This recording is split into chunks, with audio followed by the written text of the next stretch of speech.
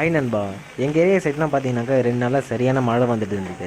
Sunday அதுவுமா போயிட்டு ஏதாச்சும் நான்வெஜ் எடுத்துகிட்டு வரலான்னு நினச்சா அன்றைக்கும் விடாமல் மழை கொட்டிட்டு இருந்தது. சரி இன்னைக்கு போயிட்டு ஏதாச்சும் நான்வெஜ் எடுத்துகிட்டு வந்துடலான்னு சொல்லிட்டு கையில் ஒரு கொடையை எடுத்துக்கிட்டு மீன் மார்க்கெட்டுக்கு கிளம்பிட்டோம்.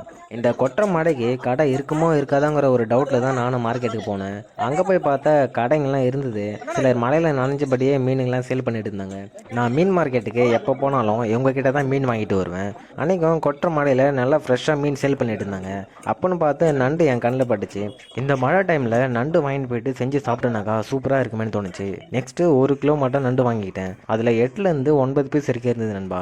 இந்த கொற்ற மழையில் நண்டை வீட்டுக்கு வாங்கி எடுத்துன்னு போயிட்டு அங்கே வச்சு க்ளீன் பண்ண முடியாததுனால அவங்கக்கிட்டே கொடுத்து நல்லா க்ளீன் பண்ணி தர சொன்னேன். அவங்களும் நல்லா க்ளீன் பண்ணி கொடுத்தாங்க.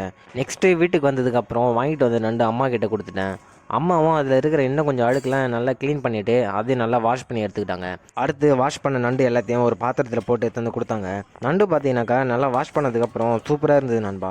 அடுத்து நம்ம சமையலுக்கு ஒரு முக்கியமான பொருள் தான் ரெடி பண்ண போகிறோம். இது ரெடி பண்ணதுக்கு ரொம்ப டைம் எடுத்துக்காது நண்பா. நம்ம சிம்பிளாகவே முடிச்சிடலாம். ஒரு பிளேட்டில் ஒரு வெங்காயம், ஒரு தக்காளி, 2 பச்சை மிளகா, கொஞ்சமாக இஞ்சி, கொஞ்சம் பூண்டு. நெக்ஸ்ட்டு உங்கள் காரத்துக்கு ஏற்ப கொஞ்சம் மிளகு சேர்த்துக்கோங்க. மிளகு அதிகமாக சேர்த்துட்டிங்கனாக்கா காரம் அதிகமாக இருக்கும் நண்பா. இதை ஒரு மிக்ஸி ஜாருக்கு மாற்றிட்டு அதில் கொஞ்சம் கூட தண்ணி சேர்க்காம நல்லா ஒரு ஃபைன் பேஸ்ட்டாக அரைச்சி எடுத்துக்கோங்க.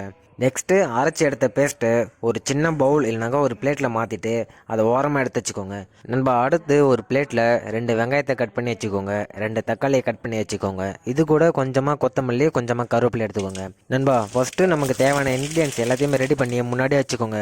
நம்ம சமையல் செய்யும் போது எடுத்து யூஸ் பண்ணுறதுக்கு கொஞ்சம் ஈஸியாக இருக்கும். அடுத்து ஒரு ஸ்டவ் ஆன் பண்ணி கடாயை எடுத்துக்கோங்க. கடாய் கொஞ்சம் ஹீட் ஆனதுக்கப்புறம் அதில் தேவையான அளவுக்கு ஆயில் ஊற்றிக்கோங்க.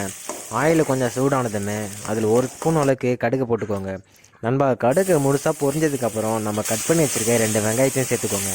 வெங்காயம் லேசாக வதங்கினதுக்கப்புறம் நம்ம எடுத்து வச்சுருக்க ஒரு கொத்து கருவேப்பிலையும் இது கூட சேர்த்துக்கலாம் நண்பா. வெங்காயம் முழுசாக வதங்கினதுக்கப்புறம் கட் பண்ணி வச்சுருக்க 2 தக்காளியும் இது கூட சேர்த்துக்கோங்க. இந்த சமயத்தில் கொஞ்சமாக உப்பு ஆட் பண்ணிக்கிட்டிங்கனாக்கா தக்காளி வதங்கிறதுக்கு கொஞ்சம் ஹெல்ப்ஃபுல்லாக இருக்கும் நண்பா. அதுக்கப்புறமா தக்காளி முழுசாக வதங்கினதும் நம்ம ஏற்கனவே அலசி எடுத்து வச்சுருக்க நண்டையும் இது கூட சேர்த்து நல்லா மிக்ஸ் பண்ணி விட்டுக்கோங்க. அதுக்கப்புறம் பார்த்தீங்கன்னாக்கா இது கூட 1/2 ஸ்பூன் அளவுக்கு மஞ்சள் தூள் ஆட் பண்ணிக்கோங்க. சீரகத்தூள் இருந்ததுன்னா ஒரு 1/2 ஸ்பூன் அளவுக்கு சேர்த்துக்கோங்க நண்பா. சீரகத்தூள் பார்த்தீங்கன்னாக்கா வாசனைக்கும் டேஸ்ட்டுக்கும் சூப்பராக இருக்கும் நண்பா. அடுத்து ஒரு 3 ஸ்பூன் அளவுக்கு மிளகாய் பொடி ஆட் பண்ணிக்கோங்க நண்பா. நாங்கள் வீட்டில் அரைச்ச மிளகாய் பொடி தான் யூஸ் பண்ணிகிட்டு இருக்கோம். அது காரம் கொஞ்சம் குறைச்சளவே தான் இருக்கும். அதனால் அம்மா கொஞ்சம் அதிகமாக யூஸ் பண்ணிக்கிட்டாங்க. நீங்கள் உங்கள் காரத்துக்கு ஏற்ப மிளகாய் பொடி ஆட் பண்ணிக்கலாம். அடுத்து மசாலா எல்லாம் நண்டு முழுக்க படுற வரைக்கும் தொடர்ந்து கிளறி விட்டுக்கிட்டே இருங்க. அடுத்து பார்த்தீங்கன்னா இதில் ஒரு சொம்பு அளவுக்கு தண்ணி ஆட் பண்ணிக்கோங்க. அதுக்கப்புறம் உங்களுக்கு தேவையான அளவுக்கு இதில் உப்பு ஆட் பண்ணிக்கோங்க. உப்பு ஆட் பண்ணதுக்கப்புறம் அது நல்லா கலந்து விட்டுக்கோங்க நண்பா. நெக்ஸ்ட்டு இதை மூடி விட்டுட்டு ஒரு 5 நிமிஷத்துக்கு வெயிட் பண்ணுங்கள். தண்ணி நல்லா கொதிக்கிட்டோம். 5 நிமிஷம் கழித்து அதை ஓப்பன் பண்ணி பார்த்தீங்கன்னா ஓரளவுக்கு தண்ணி வற்றி வந்திருக்கும் நண்பா. அடுத்து அது லேசாக கலந்து விட்டுக்கோங்க. அடுத்து பார்த்தீங்கன்னா நம்ம ஏற்கனவே அரைச்சி எடுத்து வச்சுருக்க அந்த பேஸ்ட்டையும் இதில் ஆட் பண்ணிக்கோங்க நண்பா. பேஸ்ட்டு நல்லா மிக்ஸ் ஆகிற வரைக்கும் தொடர்ந்து கிளறி விட்டுக்கிட்டே இருங்க நண்பா. உங்கள் வீட்டில் இருக்க குழந்தைங்களுக்கு காய்ச்சல், இருமல், சளி இருந்ததுன்னா அவங்க நான்வெஜ் சாப்பிட்ற மாதிரி இருந்தால் நீங்கள் இது போல் நண்டு வாங்கிட்டு வந்து இந்த மாதிரி பேஸ்ட்டை அரைச்சி நல்லா காரமாக செஞ்சு கொடுத்தீங்கன்னாக்கா அதுலேயே காய்ச்சல், சளி எல்லாம் சரியாகிடும் நண்பா. நீங்கள் மாத்திரை வாங்கிட்டு வந்து கொடுத்தாலும் உடம்பு தான் ரொம்ப கெட்டு போகும். அதுக்கு பதிலாக இந்த மாதிரி குழந்தைங்க சாப்பிட்ற விதமாக ஏதாச்சும் நல்லதாக செய்து கொடுத்தீங்கன்னா குழந்தைங்களுக்கு காய்ச்சல், சளி, இருமல் இருந்தாலும் அது உடனே சரியாகிடும் நண்பா. அடுத்து இது நல்லா கிளறி விட்டதுக்கப்புறம் மறுபடியும் இதை மூடி விட்டு ஒரு 2 நிமிஷம் வெயிட் பண்ணுங்கள் நண்பா. 2 நிமிஷத்துக்கு அப்புறம் ஓப்பன் பண்ணி பார்த்தீங்கன்னா தண்ணி இருக்கிறதும் கொஞ்சம் வற்றி வந்திருக்கும். நெக்ஸ்ட்டு அது நல்லா கிளறி விட்டுக்கோங்க. நீங்கள் இடையில இது போல் கிளறி விட்டுட்டு இருந்தீங்கன்னாக்கா கடாய் சீக்கிரம் அடி பிடிக்காது நண்பா. இதை அப்படியே விட்டுட்டிங்கனாக்கா அடி பிடிச்சிக்கும். கடைசியாக சாப்பிட்றதுக்கும் இது நல்லா இருக்காது நண்பா.